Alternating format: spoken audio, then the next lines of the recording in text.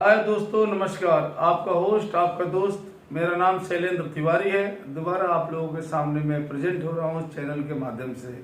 और वो बरसे पुरानी कहावत है ना कि जो ताकत है, ताकत ऊंची आवाज में नहीं, ऊंची सोच में होती है। क्योंकि फसल बारिश से होती है, बाढ़ से कभी भी नहीं। आज का दिन इतना जबरदस्त है, आज का दिन इतना खूबसूरत है कि मैं अपने आप को रोक नहीं पाया आप लोगों को बताने के लिए। और मैं आशा करता हूं कि आप सारे लोग अपनी फैमिली के साथ में दिवाली को धूमधाम से मनाए होंगे। दिवाली से ठीक 2 दिन बाद जो दिन आता है उसको बोलते हैं भैया दूज। और भैया दूज स्पेशल है उस बहन और भाई के लिए, और भाई और बहन के प्यार के अटूट संबंध के लिए भैया दूज फेमस है। इस कहानी को जानने के लिए मैं इस वीडियो को बना रहा हूं आप लोगों के लिए। और आइए इस कहानी को जानते हैं। सबसे पहले सूर्य देवता की पत्नी थी, सूर्य देवता और संध्या माता। सूर्य देवता और संध्या माता से 2 पुत्र और पुत्री की प्राप्ति हुई थी। पुत्र का नाम था यम और पुत्री का नाम था यमुना। दोनों में प्रगाढ़ प्रेम था। और सूर्य देवता जाने जाते थे अपने अचल और अटूट, बिल्कुल मतलब तेज के लिए, स्पीड के लिए, एग्जीक्यूशंस के लिए सूर्य देवता जाने जाते हैं। और संध्या माता को उनका ताप सहन नहीं हो रहा था। उनकी गर्मी इतनी ज्यादा, सूर्य में गर्मी है कि गर्मी संध्या माता सहन नहीं कर पा रही थी। और इसी के वजह से दोस्तों, संध्या माता ने डिसाइड किया था कि मैं उत्तर और दक्षिणी ध्रुवी के कोने पे मैं स्टेब्लिश हो जाऊंगी, रहूंगी। और उन्होंने अपने आप को, अपने रूप को परिवर्तित करके छाया के रूप में अपने आप को परिवर्तित कर दिया। चूंकि सूर्य का जो उदय होता है वो होता है पूर्व की तरफ, और जो उनका मतलब समापन होता है पश्चिम दिशा की तरफ। इसी वजह से उत्तर और दक्षिण के जो दिशा है, उत्तर और दक्षिण की दिशा में सूर्य की गर्मी थोड़ी सी कम लगती है। तो वहां पे संध्या माता ने छाया माता के रूप में स्टेब्लिश किया। और वहां पे भी 2 पुत्रों की प्राप्ति हुई। एक पुत्री थी और एक पुत्र थे। पुत्री का नाम था त्राप्ती नदी और पुत्र का नाम था शनिदेव, जो कि न्याय के देवता बाद में घोषित हुए थे। उनके भी बारे में बात करेंगे। लेकिन जैसे उन्होंने छाया के रूप में अपने आप को परिवर्तित किया, उनका बिहेवियर, जो पहले के बच्चे थे यम देवता और यमुना, उनका बिहेवियर उनके लिए उनका बदल गया। और इसी वजह से यम देवता ने कहा कि मैं अपनी खुद की नगरी का निर्माण करूंगा। और यम देवता अपने आप को रहने के लिए यम नगरी का निर्माण किए। और उनके साथ में यमुना भी उनके साथ में रहने लगी। लेकिन चूंकि फीमेल थी, फीमेल सबसे बड़ी मतलब अप्रिशिएट करता हूं फीमेल को, कि फीमेल में इतनी साहस और धैर्य होता है, उतना शायद पुरुष उस धैर्य की बराबरी नहीं कर सकते। अब चूंकि यम के दरबार में क्या होता था, जो पाप करके आते थे उनको सजा मिलती थी। इस बात को देख करके यमुना को बड़ा ही मतलब दुख होता था। तो यमुना ने डिसाइड किया था कि मैं यहाँ पे नहीं रहूंगी, मैं पाताल लोक में चली जाऊंगी।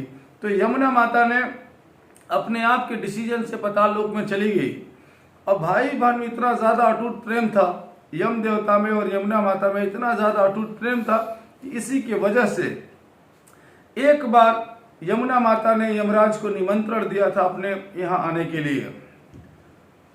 यमराज को भी बड़ा खुशी हुई थी, परंतु यमराज का जो प्रोटोकॉल था, यमराज का जो रूल एंड रेगुलेशन था, यमराज उसी घर में जाते थे जिस घर में मौत को लेकर के आते थे। और यमराज भी सोच में पड़ गए कि मैं मतलब मेरा जो काम है, मैं घर में जाकर के और आत्मा को लेकर के आता हूं, मैं अपनी बहन के घर पे कैसे जा सकता हूं। तो वहीं पे यमराज ने रूल को परिवर्तित कर दिया। और जितने ज्यादा लोगों को मतलब प्रताड़ित करा जा रहा था, जो पाप वाले पुण्य आत्मा थे, उनको सबको छोड़ दिया गया। और सबको छोड़ने के बाद यमराज यमुना जी से मिलने चले गए, क्योंकि उनका प्यार अपनी बहन के प्रति, यमुना के प्रति बहुत ही ज्यादा था। वहां पे वो गए तो ही वॉज वेरी सरप्राइज, वो आश्चर्य में पड़ गए। यमुना माता ने बड़ा शुद्ध तरीके से भोजन और पकवान का निर्माण किया था यमराज जी के लिए। और खाना को खाने के बाद यमराज जी आत्म विभोर हो गए।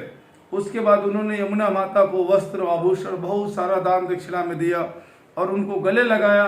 और उसके बाद उन्होंने घोषणा की कि आज का दिन बहुत ही इंपॉर्टेंट होगा।